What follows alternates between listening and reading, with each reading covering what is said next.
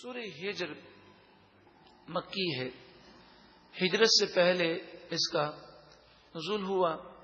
قرآن پاک کی ترتیب کے اعتبار سے اس کا نمبر 15 ہے اور نزول کے اعتبار سے اس کا نمبر 54 ہے. اس میں 99 آیتیں اور 6 رکوع ہیں. ہجر ایک بستی کا نام ہے جہاں پر اللہ تعالی کا عذاب آیا. اس مناسبت سے کہ اس بستی کا ذکر اس سورہ مبارکہ میں ہے اسے سورۃ الحجر کہتے ہیں. بسم اللہ الرحمن الرحیم.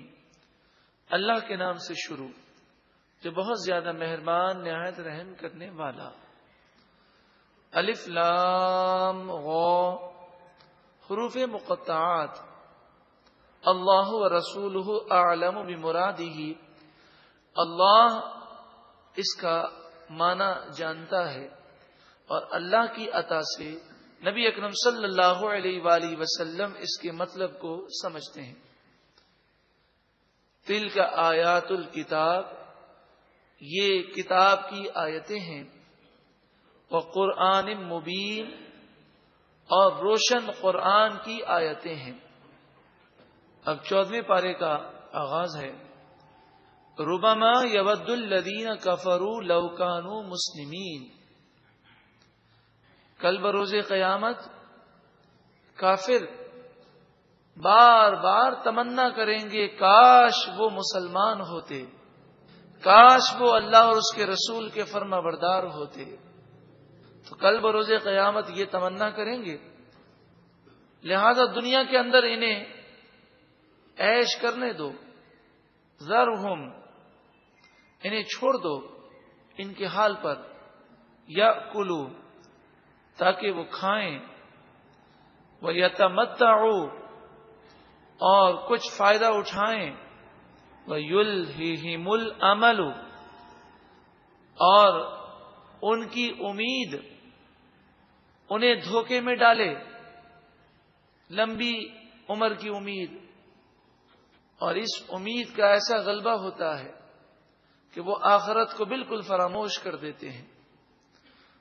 فسوف یعلمون پس ان قریب وہ جان لیں گے کہ بروں کا انجام بہت برا ہوتا ہے. وما اہلکنا من قریۃ الا ولہا کتاب معلوم. اور ہم نے جس بستی کو ہلاک کیا اس کا ایک وقت مقرر فرمایا. انہیں ڈھیل دی گئی گناہوں کی وجہ سے ان کی ہلاکت کا وقت مقرر کر دیا گیا. ما تسبق من امت اجلہا وما یستأخرون. کوئی گروہ کوئی قوم اپنے وقت سے نہ آگے جا سکتی ہے نہ پیچھے جا سکتی ہے. مراد یہ ہے کہ جب اللہ کے عذاب کا وقت ہوگا اس وقت عذاب ضرور آئے گا. اور موت پر بھی انسان کو توجہ دینی چاہیے کہ جب موت کا لمحہ آتا ہے تو موت عیش و عشرت کو ختم کر دیتی ہے. موت دار العمل سے نکال کر دار الجزا تک لے جاتی ہے. پھر انسان پر سزا کا عمل شروع ہو جاتا ہے اگر گناہگار ہے. ایک لمحہ نہ پہلے نہ ایک لمحہ بعد. وقالوا اور وہ بولے یعنی کافروں نے کہا یا ایھا الذی نزل علیہ الذکر انک لمجنون. اے وہ ذات جس پر قرآن نازل کیا گیا انک بے شک آپ لمجنون ضرور مجنون ہیں. نعوذ باللہ من ذالک. یہ کافروں نے نبی اکرم صلی اللہ علیہ وآلہ وسلم کی بے ادبی کی. کہ یہ آیتیں ہمارے لیے نصیحت ہیں کہ جس نبی کا ہم کلمہ پڑھتے ہیں صلی اللہ علیہ وسلم آقا دو جہاں صلی اللہ علیہ وسلم کی شان یہ ہے کہ اللہ کے بعد سب سے زیادہ بلند اور بالا مقام آپ کا ہے. تمام نبیوں کے اور رسولوں کے سردار ہیں, تمام فرشتوں سے افضل ہیں, بلکہ ساری کائنات آپ کے لیے بنائی گئی. آپ شفاعت فرمائیں گے, شفاعت کبریٰ کا دروازہ آپ کھولیں گے. جنت میں آپ جسے چاہیں گے باذن اللہ لے جائیں گے. اس قدر بلند و بالا مقام ہے. لیکن نبی اکرم صلی اللہ علیہ وآلہ وسلم نے اسلام پھیلانے کے لیے تکالیف بھی برداشت کی, کافروں کے طعنے بھی سنے, طنز بھی سنے, ان کا مذاق اڑانا بھی برداشت کیا. نبی اکرم صلی اللہ علیہ وآلہ وسلم کو اس قدر بلند و بالا مقام ہے, لیکن اسلام کی راہ میں آپ نے یہ ساری تکلیفیں برداشت کی. ہم ذرا غور کریں کہ ہم نے اسلام کے لیے کیا تکلیفیں برداشت کی ہیں.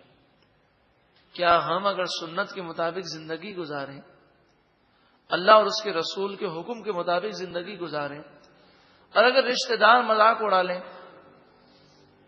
کوئی ہمیں دقیانوسی کہہ دے, بیکورڈ کا وہ نعرہ لگا دے, تو ہم جھجک محسوس کرتے ہیں, ہمارے دل چھوٹے ہو جاتے ہیں. بسا اوقات سنت بھرے لباس میں لوگ دیکھ کر ہنسنا شروع کر دیتے ہیں.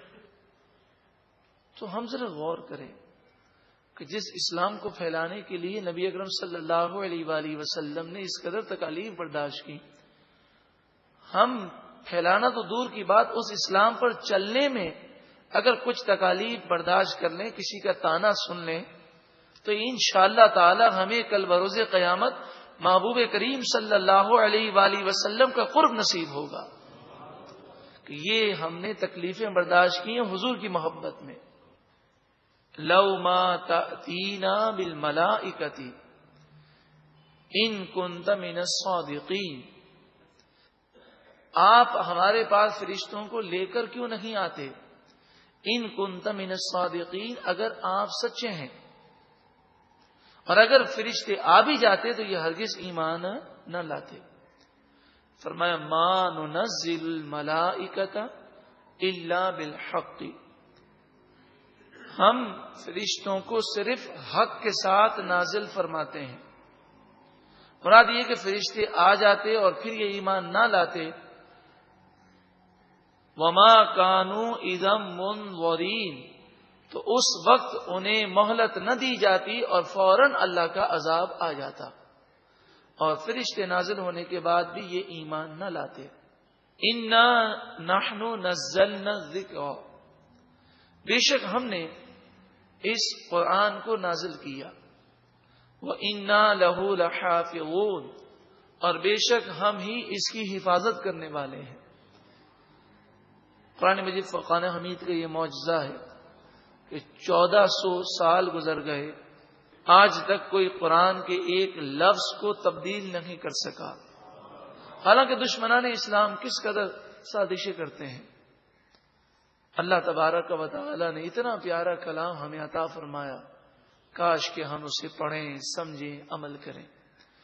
وَلَقَدْ أَرْسَلْنَا مِن قَبْلِكَ فِي شِيَعِ الْأَوَّلِينَ, اور بے شک آپ سے پہلے ہم نے پچھلے لوگوں میں رسولوں کو بھیجا, رسول ان کے پاس آئے. وَمَا يَأْتِيهِمْ مِن رَّسُولٍ إِلَّا كَانُوا بِهِ يَسْتَهْزِئُونَ, جب بھی ان کے پاس کوئی رسول آتا تو وہ اس کا مذاق اڑاتے. مبلغ, دین پر چلنے والا, یا خصوصاً میری وہ بہن رسول اللہ صلی اللہ علیہ وآلہ وسلم کے حکم کے مطابق شرعی پردہ کرتی ہے, اور اگر کوئی نادان اس پر ہنستا ہے, ہمیں پریشان نہیں ہونا چاہیے. رسول سے بڑھ کر اور کون ہوگا. تمام رسول جو بھیجے گئے ان کا لوگوں نے مذاق اڑایا اور ان کی باتوں کو تسلیم کرنے سے انکار کیا. کذالک, اسی طرح, نسلکہ فی قلوب المجرمین, ہم